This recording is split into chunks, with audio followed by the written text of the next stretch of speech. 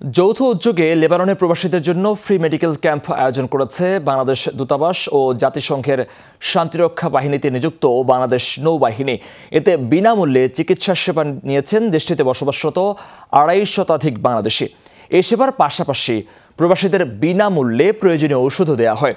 রোববার বৈরুতের ক্লাসিকো স্টেডিয়ামে সকাল থেকে বিকেল পর্যন্ত চলে এই কার্যক্রম, যাতে সেবা দেওয়া হয় বাংলাদেশ সেনাবাহিনীর যুদ্ধজাহাজ বানৌজা সংগ্রামের বিশেষ মেডিকেল টিম।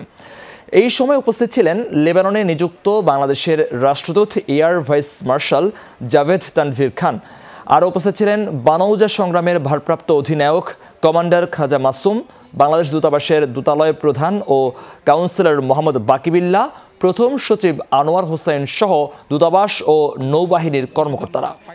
এখানে আমাদের যে ওষুধ দিচ্ছে, ওষুধগুলো পেয়ে আমরা বাঙালিরা অসহায় বা যারা দুস্থ প্রবাসী আছে তারা অনেক উপকৃত হচ্ছে। এখানে ওষুধ কিনতে গেলে অনেক দাম, সেক্ষেত্রে আমাদের অনেক হেল্প হয়। বাংলায় বুঝেই কইতে পারি, আমাকে সেবা যত্ন ভালো হয়, এই কারণে আমরা আই। মেডিকেল ক্যাম্পে বাংলাদেশি প্রবাসীরা অনেক উপকৃত হচ্ছেন, বিশেষ করে নারী কর্মীরা তাদের যে সমস্যাগুলো তারা সুন্দরভাবে বাংলাতে তুলে ধরতে পারতেছেন।